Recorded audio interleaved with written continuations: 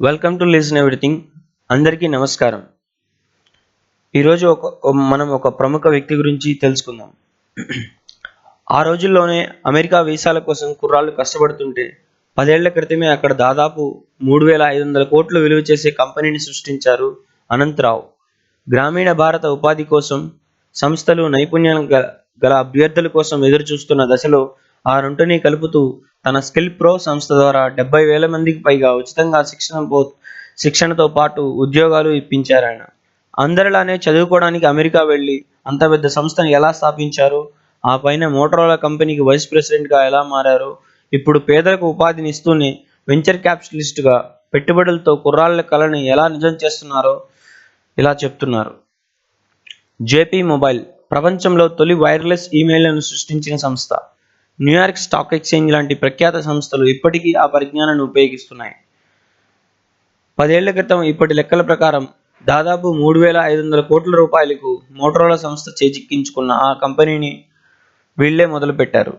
Skill pro కేంద్ర ప్రభుత్వంతో కలిసి పనిచేస్తూ కొన్ని వేల మందికి పేదలకు వృత్తి విద్యల్లో శిక్షణతో పాటు ఉద్యోగాలు ఇప్పిస్తున్న సంస్థ స్కిల్ ప్రో. దాని సాయంతో 70,000 మందికి పైగా ఉద్యోగాలు పొందారు. మరెంతో మంది స్వయం ఉపాధి బాట పట్టారు. దాన్ని నడిపిస్తుంది మేమే. ఫోకస్ వెంచర్స్ కొత్త ఆలోచనలను ప్రోత్సహిస్తూ కోట్ల రూపాయల పెట్టుబడులతో కుర్రాళ్ళ కలను నిజం చేస్తున్న కంపెనీ ఫోకస్ వెంచర్స్. దాన్ని స్థాపించింది నేనే అంటున్నారు అనంతరావు. మొదట్లో పేరుతో పాటు డబ్బుని సంపాదించే ప్రయత్నంలో చాలా ఏళ్లు గడిపేశాడు. ఇప్పుడు ఆ అవకాశాన్ని మరొకరికి కల్పించేందుకు ఇన్వెస్టర్గా మారాడు. మరోపక్క మారుమూల పల్లెల్లో చదువుకోని వాళ్ళకు కూడా Big Bazaar, Coffee Day, PepsiCo లాంటి సంస్థల్లో ఉద్యోగాలు ఇప్పించగలుగుతున్నాడు. మధ్యలో మోటరోలా ఆసియా పసిఫిక్ విభాగానికి వైస్ ప్రెసిడెంట్ గాను పనిచేశాడు. ఇన్ని భిన్నకోణాలున్న అనంతరావు గారి ప్రయాణం వరంగల్ జిల్లాలో కొత్తపల్లి అనే ఓ పల్లెటూరులో మొదలైంది. ఆయన పెదనాన్నగారు ఎతి రాజారావు గారు అనేక దఫాలు అసెంబ్లీకి ఎన్నికై 30 ఏళ్లకు పైగా ఎమ్మెల్యేగా పనిచేశారు. ఆయన నాన్నగారు కూడా ఆయనకి చేదోడు వాదుడుగా పక్కనే ఉండేవారు. రాజకీయ కుటుంబం కావడంతో ఆ ప్రభావం ఎక్కడ తనపై పడుతుందోనని ఇంటికి దూరంగా 2వ తరగతిలో, మంచిర్యాలలో 4వ తరగతిలో, ఊటీలోని ఓ రెసిడెన్షియల్ స్కూల్లో చేర్పించారు. అక్కడ చదువు కంటే ఆటలకు ఎక్కువగా ప్రాధాన్యత ఇచ్చేవారు.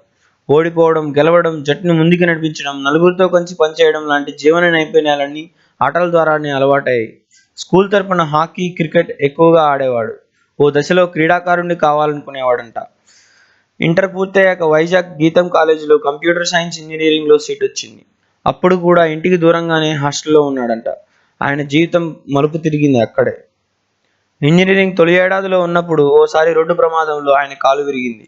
దాదాపు ఏడాదిన్నర మంచం మీదే ఉన్నాడు. ఇంట్లోనే ఉంటూ కేవలం పరీక్షలకు హాజరయ్యేవాడు.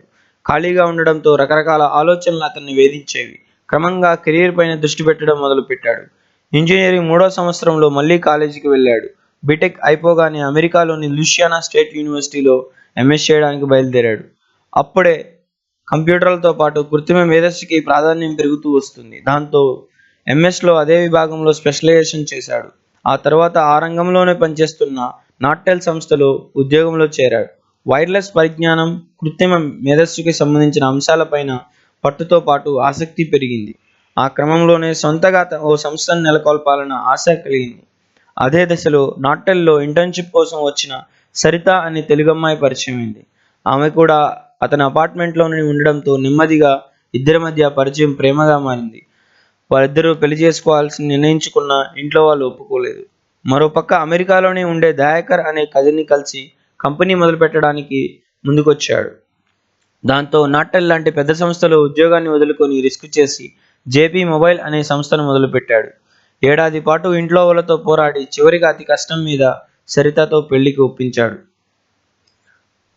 అమెరికాలో వ్యాపారం చేయడం చాలా సులువు. దేనికైనా అనుమతులు త్వరగా లభిస్తాయి.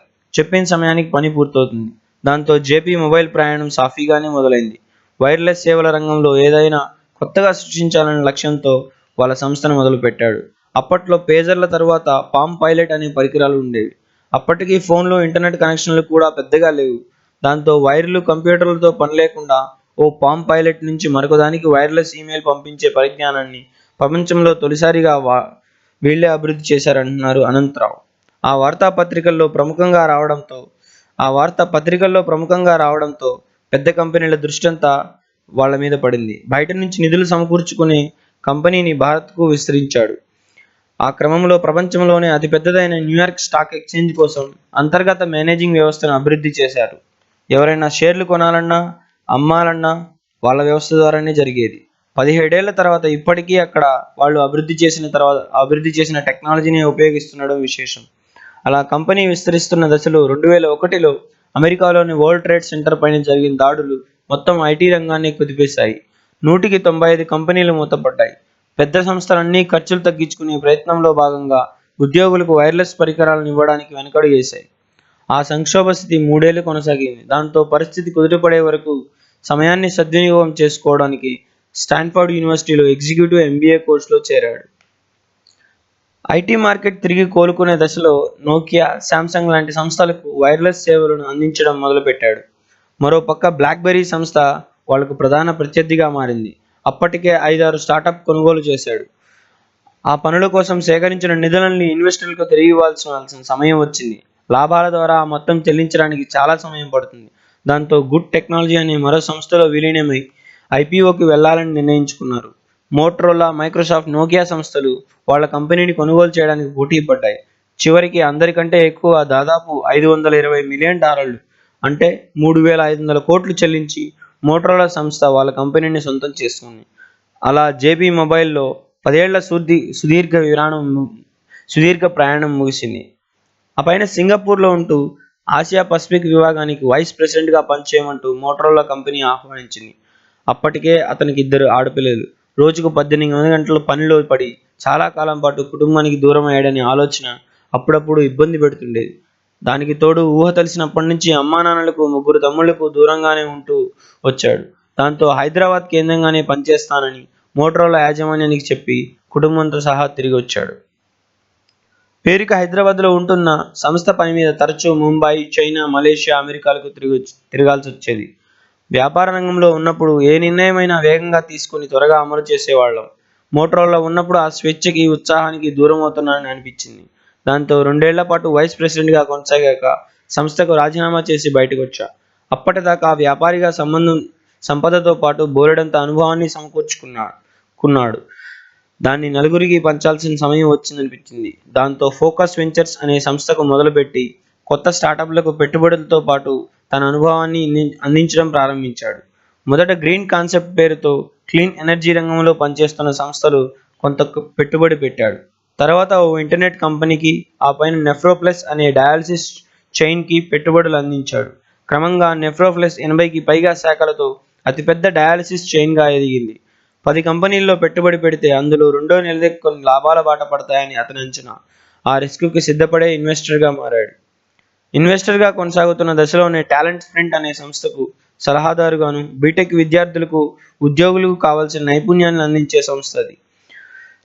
అతను గతంలో చేసిన వ్యాపారం, అప్పటిదాకా పెట్టుబడిన సంస్థలు అన్నీ అంతిమంగా సంపద సృష్టి లక్ష్యంగా సాగాయి. కానీ పేదల జీవితాల్ని మార్చే శక్తి నైపుణ్యాభివృద్ధి రంగానికే ఉందని అర్థమైంది. అందుకే ఆ రంగంలో పనిచేసే మంచి సంస్థను చూసి పెట్టుబడాలన్న ఆలోచన మొదలైంది. ఆ క్రమంలో స్కిల్ ప్రో అనే సంస్థ గురించి తెలిసింది.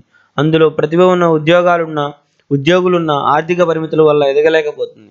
దాంతో మొదట అందులో కొంత డబ్బు పెట్టాలనుకున్నాడు. కానీ దానివల్ల బయట వ్యక్తిలా మిగిలిపోతా తప్ప తన ఆలోచనలకు, లక్ష్యాలకు తగ్గట్లుగా సంస్థను నడిపించలేడేమో అని అనిపించింది. జీవితంలో ఎవరూ తమకు తొలి ఉద్యోగాన్ని ఇచ్చిన వాళ్ళను మర్చిపోలేరు. అలా అందరూ తన సంస్థను గుర్తుపెట్టుకుంటే చూడాలనే కోరిక అతనిది. దాంతో 5 ఏళ్ల క్రితం స్కిల్ ప్రోను కొనుగోలు చేశాడు. దానికి చైర్మన్గా దారిద్ర్య రేఖకు దిగువ ఉన్న వాళ్ళ జీవన ప్రమాణాలను పెంచడమే లక్ష్యంగా పనిచేయడం మొదలుపెట్టాడు. దానికోసం మొదట్లో చాలా ఊళ్ళు తిరిగి పరిస్థితులను తెలుసుకునే ప్రయత్నం చేశాడు. జాతీయ నైపుణ్యాభివృద్ధి సంస్థతో పాటు క్రమంగా coffee day, Amazon, shopper stop లాంటి దాదాపు 100 కంపెనీలతో ఒప్పందం కుదుర్చుకున్నాడు. వాళ్లకు ఎలాంటి నైపుణ్యం ఉన్న వ్యక్తులు కావాలో తెలుసుకుని దానికి తగ్గట్టే అభ్యర్థులకు శిక్షణ ఇవ్వడం మొదలుపెట్టాడు. దానికోసం ఆంధ్రప్రదేశ్, తెలంగాణ, ఒడిశా లాంటి 17 రాష్ట్రాల్లో 60 కేంద్రాలను నెలకొల్పాడు. కేవలం పేదలను మాత్రమే ఎంపిక చేసుకుని వాళ్ళ సామర్థ్యాన్ని పరీక్షించి 40 కోర్సుల్లో ఉచితంగా శిక్షణ ఇస్తున్నాడు. 3 నెలల శిక్షణ పూర్తి చేసుకున్న ప్రతి ఒక్కరికి ఖచ్చితంగా ఉద్యోగం దొరికేలా ఏర్పాట్లు చేశాడు. అలా అప్పటిదాకా వాళ్ళ కేంద్రాల నుంచి 70,000 మంది నియామక పత్రాలను అందుకొని బయటకు వెళ్లారు. భవిష్యత్తులో ఆ సంఖ్యను 10 లక్షలకు పెంచడమే లక్ష్యంగా కష్టపడుతున్నారు. ఆ ప్రయాణంలో చాలా రాష్ట్ర ప్రభుత్వాలు కూడా వాళ్ళతో భాగస్వామ్యం ఏర్పాటు చేసుకున్నాయి. వ్యాపారవేత్త లక్ష్యం సంపదను సృష్టించడమే కాదు, మార్పు తీసుకురావడం కూడా అని స్టీవ్ జాబ్స్ చెప్పిన మాటను అక్షరాలా నమ్ముతాడు. అందుకే ఒడిశా, బీహార్ లాంటి రాష్ట్రాల్లోని నక్సల్ ప్రభావిత ప్రాంతాల్లో కూడా రిస్క్ తీసుకొని శిక్షణ కేంద్రాలను ఏర్పాటు చేశారు. కుర్రాళ్లను ఆ తర్వాత అక్కడి నుంచి దూరంగా తీసుకొచ్చి ఉద్యోగాలు ఇప్పిస్తున్నాడు. దేశంలోని యువ వ్యాపారులకు తన వంతు సహాయం చేసేందుకు ప్రపంచంలోని అతిపెద్ద వ్యాపారుల వేదిక టైలో సభ్యుడిగా కొనసాగుతున్నాడు. ఇప్పటికే వేల మంది స్కిల్పో ద్వారా తొలి ఉద్యోగాలు పొందారు. భవిష్యత్తులో ఆ సంఖ్య లక్షలకు చేరుతుంది. వాళ్ళందరికీ తను తెలియకపోవచ్చు, కానీ ఖచ్చితంగా తన సంస్థను మాత్రం తలుచుకునే ఉంటారు. తన జీవితానికి అదే చాలంటున్నారు అనంతరావు.